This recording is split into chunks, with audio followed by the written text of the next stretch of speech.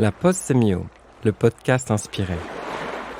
Le temps d'une pause, je vous raconte mes recherches de sémiologue sur le corps, la mode et la beauté. De la méthode, de la curiosité et surtout l'envie de partager avec vous un autre regard sur le sens des textes, des images et des récits d'aujourd'hui. Épisode 8 de la pause sémio, la mode urbaine au prisme du genre. Avec ce tout nouvel épisode de la pause sémio, je voudrais apporter un peu de nouveauté. La formule se refait une beauté, comme on dit. J'ai en effet décidé d'ajuster le propos de mon podcast avec 2 petits changements. Première nouveauté, plus de mode. Plus de mode pour raconter mes recherches sur le corps et l'habillement. La mode ordinaire étant le sujet qui me passionne, autant en parler en priorité. Seconde nouveauté, j'ai même décidé de construire chaque épisode à partir d'une question posée par un proche sur mes propres recherches. J'espère que ces ajustements de nouvelle année vous inspireront un peu de joie en 2024. La mode urbaine au prisme du genre. Telle est la question posée par Fiona Meadows. Comment la mode en ville fait-elle genre ? Comment penser des pratiques d'habillements urbaines en termes de construction genrée ? Comment le genre, en tant que concept, permet-il de saisir des phénomènes de sens sous-jacents, qu'ils soient positifs ou négatifs d'ailleurs ? Architecte, commissaire d'exposition et chevalière de l'Ordre des Arts et des Lettres, Fiona Meadows m'a posé une colle sur la mode en ville au prisme des genres. Elle a fait les choses en grand en m'invitant à participer au séminaire de recherche qu'elle co-anime avec la professeure des universités Antonella Tufano. Vous l'aurez remarqué, le genre est à la mode. Et ça tombe bien, parce que je suis un sémiologue de la mode. J'ai quelques anecdotes à vous raconter, des analyses spécifiques que j'ai menées pour vous, à partager, et aussi quelques précisions conceptuelles. Parce qu'il faut le dire d'emblée, on dit tout et son contraire sur le concept de genre. Avec ce premier épisode de l'année 2024, je compte partager avec vous une petite enquête sémiologique inédite, donc, et développer certains points qui n'ont de cesse de m'intriguer encore et encore depuis ce séminaire de recherche. Avant de commencer, autant mettre les pieds dans le plat. À quoi bon le genre pour observer la fashion en ville ? Je crois que nous n'avons pas besoin du concept de genre pour constater d'emblée un problème central de sexe, à savoir l'insécurité féminine en ville ou dans le métro, la maltraitance sociale des femmes. Il est certain que la ville est le cadre de ces désordres qui engagent toute la société, et non simplement les hommes. A-t-on besoin de convoquer les concepts de genre, de signes, de discours, pour comprendre que l'architecture et l'urbanisme ont un sérieux problème avec le masculin et le féminin ? Quand j'observe nos villes, par exemple, à commencer par Paris, je note une tension forte entre, d'un côté, l'omnipotence de l'ingénieur, avec ses valeurs de performance et d'écrasement. Prenez la ligne 14. Et de l'autre côté, la flânerie romantique qui nous met des petits pavés partout, comme si on pouvait marcher sur des pavés. Bref, parler d'habillement en ville et de genre, c'est tout de suite être confronté à cette question d'un modus operandi spécifique et ordinaire. S'habiller pour ne pas être violé. S'habiller pour ne pas être agressé, sifflé, tripoté, tâté, maté, palpé, secoué, dominé, oppressé. Que vous soyez une femme ou un homme d'ailleurs. Au-delà de ce constat, de cet état de fait, il y a des choses à faire. En effet, ce concept de genre, tel que défini en sciences humaines et en sciences sociales, ce concept permet de questionner, d'étudier et de mettre en perspective la façon de construire et d'interdéfinir le masculin et le féminin. On établit des faits, on identifie des stéréotypes, des systèmes de croyances. Et à partir de là, on peut agir. Tiens, un point qui m'étonne, qui n'étonne que moi, semble-t-il. Cette critique du féminin et du masculin dans notre société n'est pas nouvelle du tout. Elle a plus de 60 ans. Repensez aux nouveaux romans, dans les années 50 par exemple. Repensez aux travaux des structuralistes dans les années 60, qu'il s'agisse de sémiologues qui critiquaient les mythologies dominantes ou de philosophes qui prônaient la déconstruction. Ce qu'on appelle aujourd'hui les études de genre, les gender studies, c'est ce qu'on appelait les études féministes depuis les années 70 par exemple. Les approches qui convoquent le genre comme concept d'analyse doivent nous intéresser parce qu'elles posent le débat, elles questionnent. Mais il y a quand même une impasse de fond dont peu parle. On ne change pas des valeurs en les critiquant, ou à la marge seulement, si l'on parvient à légiférer. Est-ce qu'on change des pratiques sociales et des systèmes de croyances avec un travail de déconstruction des rôles, des processus de normalisation? Dès les années 60, en réalité, et vous allez comprendre ma posture de sémiologue, un sémioticien de premier plan expliquait justement qu'on ne supprime pas une mythologie en l'analysant, en la critiquant, on la remplace par une autre mythologie. Et il s'agit de Greimas. Algirdas Greimas, sémioticien, chef de l'école de Paris, qui s'adressait ainsi à Roland Barthes, qui avait l'habitude de critiquer la mythologie bourgeoise et dominante de l'époque. Ce qui est nouveau aujourd'hui, en revanche, c'est que cette critique des rôles assignés, des genres, est particulièrement audible dans la société, sur les réseaux sociaux, chez les jeunes et dans le discours médiatique. Et la mode permet de s'en saisir et d'en dire quelque chose de nouveau. Première partie, le genre. Je constate qu'on dit tout et son contraire au nom du genre. Parlons sciences humaines, précisons ce que l'on entend par genre d'un point de vue conceptuel. Il faut savoir poser le regard et observer ce qui se joue au présent, comme disent les anthropologues. Et c'est précisément, à mes yeux, l'intérêt du concept de genre. C'est quoi le genre en tant que concept ? Soyons clairs, nets et précis. C'est avant tout un outil pour mieux observer la réalité environnante dans toute sa complexité. C'est ce qui permet de saisir ce que Saussure appelait la vie active du langage. Il y a une définition admise qui m'intéresse en tant que sémiologue au regard de mes recherches personnelles qui portent sur le corps et la mode ordinaire. La mode, c'est comme le langage, c'est à la fois intime et social. La définition du genre, que l'on utilise en sciences humaines et en sciences sociales, s'articule en 4 points en réalité. Le premier point est essentiel, c'est le fait de dire que le genre est une construction sociale propre à une culture donnée, dans un temps et un espace donné. Donc ce n'est pas une vérité absolue, c'est une construction sociale. Le deuxième point de la définition consiste à dire que le genre est un processus relationnel. Il n'y a pas d'un côté le masculin en opposition au féminin, mais il y a masculin et féminin qui sont interdéfinis. Il y a des valeurs culturelles associées au masculin et au féminin, et d'une époque à l'autre, on voit comment valeurs féminines et valeurs masculines définissent la féminité ou la masculinité. Analyser le genre, c'est analyser la présence et l'absence des valeurs masculines ou féminines. Alors il y a un exemple de Vigarello, Georges Vigarello, historien du corps, qui m'intéresse beaucoup. Il rapporte ainsi, dans l'histoire de la masculinité, que l'homme dans les années 50 était défini par le fait de ne pas pleurer, donc par l'exclusion d'une valeur attribuée au féminin. Or, il insiste sur le fait qu'aujourd'hui, un homme qui ne dit pas ses émotions, valeur féminine, ne serait pas un homme. Et c'est là où on voit comment on peut convoquer masculin et féminin pour questionner masculinité et féminité, homme et femme. C'est une posture, c'est une distance et c'est de la finesse. Le troisième point de la définition du concept de genre, et là on s'éloigne de mes recherches, mais le troisième point, c'est le fait de dire que le genre est un rapport de pouvoir. Donc il y a un rapport de pouvoir entre hommes et femmes, entre le jeu des valeurs masculines et des valeurs féminines. Et le quatrième point, c'est le fait de dire que le genre est un rapport de pouvoir imbriqué dans d'autres rapports de pouvoir. Donc là, vous comprenez que l'on sort du domaine de la sémiologie pour entrer dans le champ de la sociologie et de la politique. Je ne travaille pas sur les rapports de pouvoir, mais sur l'ordinaire, sur les mots, sur le sens. Vous comprenez que je me focalise pour ma part sur les questions d'historicité, d'interdéfinition et de signification. C'est ça qui m'intéresse et c'est ça que je vais faire. En quoi ce prisme du genre est-il utile pour un sémiologue de la mode ? En quoi ce prisme du genre permet-il d'observer avec plus de finesse le sens qui se joue au quotidien ? Premier rapport notable, on gagne en précision.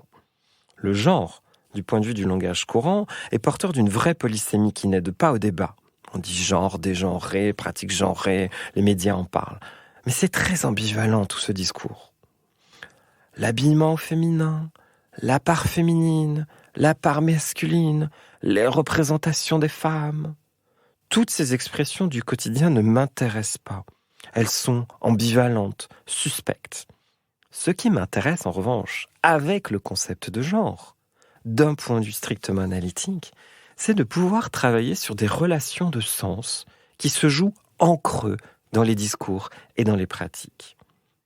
C'est bien de questionner les représentations des hommes ou des femmes, mais c'est bien mieux de comprendre comment nous faisons corps et croyances avec de telles représentations. Deuxième partie, urbanité. Promenons-nous en ville. Observons les tenues, les habits, les comportements. Vous pouvez faire l'exercice au quotidien, je vous y invite, soyez un sémiologue de terrain. Dans le métro, j'ai observé qu'il y a un vestiaire significatif de la mode urbaine genrée. La mode pour se protéger, pour se mettre à distance, pour créer une bulle d'isolement. Il y a les habits de dessus. Et on voit nombre de conseils sur YouTube ou TikTok qui détaillent justement les habits à enfiler pour les transports en commun ou les parcours urbains incertains. Chemise de transport, mais aussi manteau long, blouson, casquette. Il y a un accessoire essentiel qui n'est pas un accessoire vestimentaire, mais qui reste une prothèse corporelle essentielle à la mode urbaine, le casque audio. Ajoutez le regard baissé ou perdu dans le vide, et vous comprenez comment il y a des stratégies et des tactiques, féminines ou masculines, pour mettre à distance les autres, pour se protéger. Les stratégies ordinaires révèlent une certaine créativité dans l'art de mettre à distance l'autre, et parfois, c'est l'exubérance aussi qui est de mise. Vous aurez remarqué que le trop de signes vestimentaires intervient à la place d'une discrétion poussée qui visait à être invisible. Depuis quelques années, et de façon accélérée désormais, il y a un changement de paradigme vestimentaire qui concerne la fashion, qui est à l'œuvre. On passe du chic au cool. La quête d'élégance, essentielle à la mode du 19e à nos jours, laisse place à une autre forme de vie, celle du cool, qui intervient entre confort, casual et mouvement. Dans ce cas précis, dans ce contexte, la basket en ville est un objet symptomatique de ces pratiques vestimentaires urbaines et moins urbaines. C'est le parangon qui permet de tout résumer en une image et une idée clé. La basket, la sneakers, n'est pas un objet unisexe. Elle est en réalité, de mon point de vue, tout sexe, si vous voulez. Cette valeur du cool, liée à un relâchement par rapport aux normes sociales, c'est ça, le genre en acte, la vie active du genre. Il faut regarder les valeurs associées de la basket, à savoir le confort, le mouvement, la mobilité, et plus spécifiquement le cool. Sneaker, c'est à pas feutré, c'est les pas de voleur en réalité. C'est ça que dit la langue anglaise. C'est certes évident chez les jeunes urbains, mais c'est également un phénomène transgénérationnel qui concerne les hommes et les femmes de tout âge. Les jeunes de tout âge, ados ou vieux, portent des baskets à la ville. Le cool est en réalité une façon de créer un empowerment et de libérer le corps. Alors il est certain que ça ne libère pas les hommes et les femmes de la même chose, mais ça libère de façon concomitante. En réalité, à bien y réfléchir, cette question de dire que la basket est tout sexe nous conduit au cœur de mon analyse sémiologique de la basket. Et je travaille sur les baskets, et notamment la basket blanche, depuis très longtemps. J'avais mené des petites analyses pour montrer que la basket blanche avait été autorisée dans tous les milieux à partir du moment où un jour, Phoebe Philo était apparue en basket blanche à la fin de son défilé pour la maison Céline. Phénomène important d'empowerment, de libération. Aujourd'hui, je vais compléter l'analyse en disant que la basket, la sneaker, qui est tout sexe et non pas unisexe, est en réalité un élément essentiel de la mode urbaine en ce qu'elle permet d'être bien dans son sexe. Non pas dans son genre, mais bien dans son sexe. N'est-ce pas étonnant ? La mode ordinaire nous donne une leçon genrée. Si le talon haut construit avant tout un rôle féminin qui peut être plus ou moins stéréotypé, plus ou moins enfermant, la basket permet d'être soi en toute situation sans s'enfermer dans un rôle. Et elle permet, par là même, d'exprimer sa personnalité, ses états d'âme, son ressenti. Et c'est là où le choix des couleurs, des formes, des matières va devenir genré. La basket est un objet qui, à la base, est porteur de valeurs de performance, de puissance, de maîtrise. Et tout à coup, on se rend compte, dans le cas des pratiques vestimentaires urbaines, qu'elle devient l'objet d'une affirmation de son autonomie et de sa singularité. On me parle souvent d'originalité d'ailleurs, en face à face, à propos de ces fameuses baskets. Troisième partie, ouverture. Sur la base des observations et des analyses effectuées dans le cadre de mes petites recherches sémiologiques, il y a 3 points précis sur lesquels je vous propose de s'arrêter quelques instants avant de conclure et de partir en ville pour voir de vos yeux vus ce qu'il se passe. 3 notions m'intéressent: l'ultra-sophistication, les nouvelles masculinités et les jeunes. Ultra-sophistication. Alors c'est une façon de surjouer son rôle pour déjouer. Et là, je vous l'avais bien dit, il y a le cool, mais il y a aussi le chic qui revient, mais qui n'est pas le chic, c'est l'ultra chic. C'est comme aussi il y a l'ultra glamour, l'ultra sexy, l'ultra sophistiqué. Donc, dans ces cas-là, ça se donne à lire de ce point de vue avec un accent, un excès qui valent comme une affirmation, comme une puissance. Évidemment, comme il s'agit de mode, si vous êtes ultra sexy, ultra glamour, ça peut se lire aussi comme son contraire. L'ultra sexy devient une réification et non pas une libération. Mais je trouve intéressant de voir que les féminités, dans le cadre de ces pratiques ultra sophistiquées, articulent en réalité des valeurs masculines et des valeurs féminines. La valeur féminine se gorge de puissance. Petite remarque sur les nouvelles masculinités. On voit dans la rue, dans la ville, l'importance de la sportivité et du cool. Et en même temps, quand on écoute, quand on échange, quand on cherche à comprendre ce que les gens pensent être en train de faire en s'habillant sport, cool, casual, puissant, on voit qu'il y a moins de performance et plus de partage. C'est assez étonnant. On voit aussi du muscle et des perles. Oui, il y a une quête de puissance corporelle, donc sous les habits, plus de muscles. Et en même temps, le collier de perles apparaît dans ce cadre-là. Et c'est là où on voit que l'identité masculine évolue, change et intègre certaines valeurs dites féminines pour se reconstruire. Et il y a tout un travail que je trouve fascinant d'expérimentation et de jeu. Il y a des expérimentations afin de tester ou ouvrir l'identité masculine à autre chose, à une forme de renouveau. Les études sociologiques internationales montrent effectivement qu'il y a un doute dans l'identité masculine et qu'il y a des évolutions en cours avec l'intégration des émotions, des dimensions humaines, du partage et de la transmission. Et je trouve ça très intéressant de voir comment ça peut ou pas se manifester au niveau de l'habillement. Dernière interrogation, les jeunes et l'habillement. Et ce sera certainement le thème du prochain épisode de la Pause Sémio, car j'ai noté des choses édifiantes. Et la question m'a été posée justement par une collègue chercheur. Alors retrouvons-nous bientôt pour parler de l'habillement des jeunes gens. Quand je dis jeunes gens, j'entends des gens jeunes ou adolescents ou jeunes adultes. Que signifie s'habiller et s'exprimer vestimentairement quand le filtre des réseaux sociaux est intégré, telle une seconde nature? Qu'est-ce que ça signifie quand les pratiques entre quête d'iconicité et normalisation inquiétante ouvrent de nouveaux territoires pour le moins névrotiques? Conclusion. Et si la vraie question de cet épisode sur la mode urbaine au prisme du genre, celle à laquelle nous aboutissons à partir de ce prisme du genre, n'était pas du tout la question de départ. Et ça, c'est très sémio comme revirement, ça s'appelle lever un lièvre. La vraie question, c'est l'urbanité. Tout tourne autour de l'urbain, de sa redéfinition par le cool, par le streetwear, par la mobilité, l'énergie. Même si on voit revenir sur le devant de la scène le joli soulier, la basket reste un signe puissant de ce qui se passe, un parangon, je vous le disais. L'urbanité, c'est la question qui émerge avec le genre. une urbanité locale.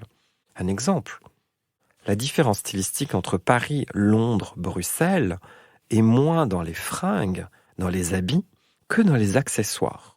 Vous pouvez porter la même robe, ou la même tenue, le même pull, le même sweat dans ces 3 villes, mais ce ne seront ni les mêmes chaussures, ni les mêmes sacs, ni les mêmes ceintures.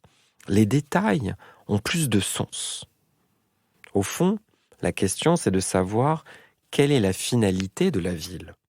La première réponse pourrait être la performance. C'est ce que nous disent les ingénieurs qui construisent les routes, les métros et autres.